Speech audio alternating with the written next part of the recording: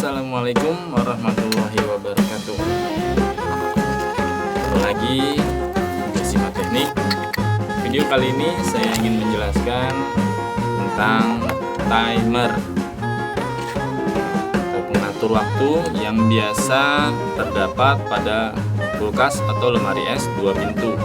Nah, posisi timer ini berada di bagian belakang kulkas, di bawah atau di bagian dekat kompresor ya.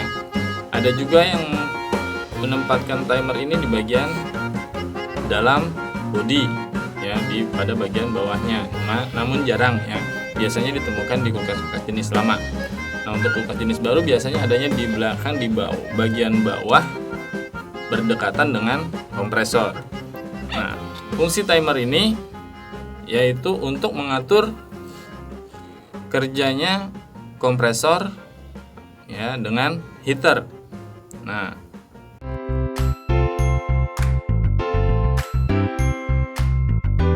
cara timer ini bekerja ya, disesuaikan waktu setelah sekian lama, kurang lebih 7 sampai 8 jam. Lalu si fuse mendeteksi bahwa dinginnya itu sudah cukup pada evaporator, memerintahkan si timer untuk stop dulu kerjanya dengan memutus arus ya. Jadi stop dulu kerjanya kompresor, dialihkan ke heater, lalu heater yang on ya, untuk memanaskan bagian evaporator sehingga tidak terlalu berlebihannya bunga es yang terdapat di evaporator. Nah, sangat penting ya pada timer ini. Dan timer ini memiliki 2 tipe atau 2 jenis, yaitu jenis yang 1.3 dan 1.4. Nah, bagaimana sih cara membedakannya? Untuk jenis 1.3 yang mana, 1.4 yang mana? Jika misalkan kita beli baru atau kondisi dari kulkas bawaannya itu kita nggak tahu ini mau jenis yang 1.3 atau 1.4 untuk beli kesananya. Bisa bawa contohnya atau bisa kita tes dulu ya, menggunakan multimeter atau menggunakan kabel langsung dicolok di arus listrik bisa ya.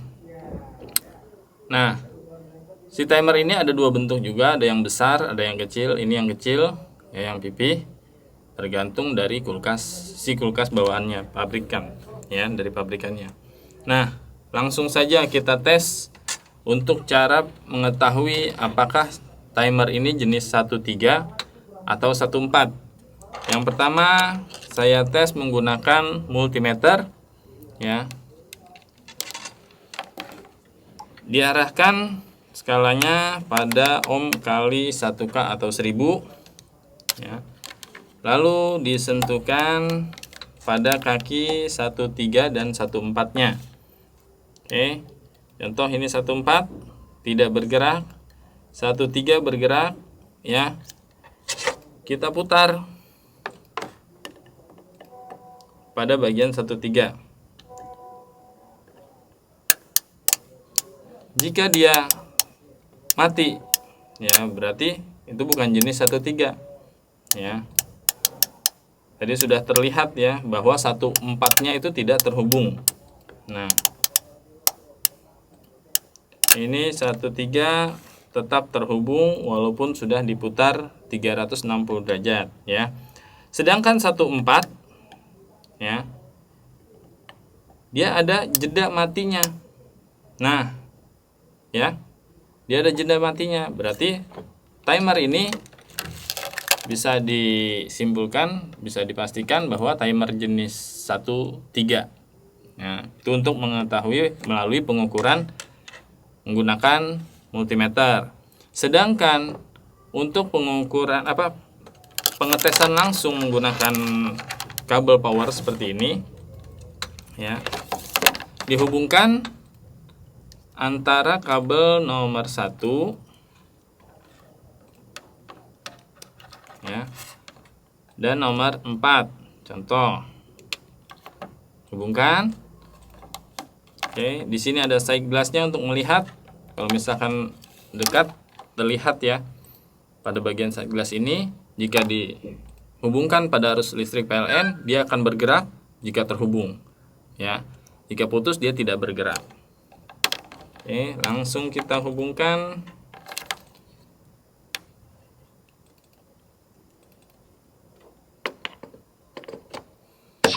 Nah, ini kondisi bergerak ya, atau bekerja. Biasanya kalau dipegang seperti ini dia bergetar, terasa. Kita putar. Nah, dia mati. Ya, ada jeda matinya karena ini terhubungnya pada kaki 14, sedangkan timer ini jenis 13. Sekarang kita pindahkan pada kaki nomor 3.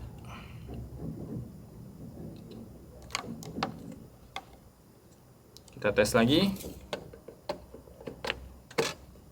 Nah, terhubung atau bergerak ya, ini terasa bergetar. Kita putar. Masih terus hidup. 360 derajat, kita putar.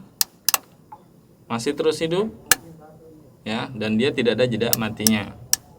Nah, ini membuktikan bahwa timer ini adalah jenis timer 13. Oke.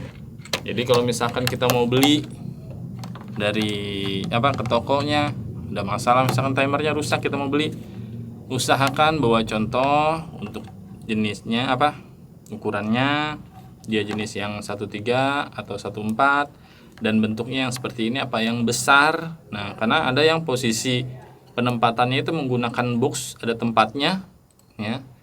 Kalau yang misalkan awalnya kecil seperti ini, dia beli yang besar, akhirnya nggak masuk ke dalam dudukan boxnya itu ya.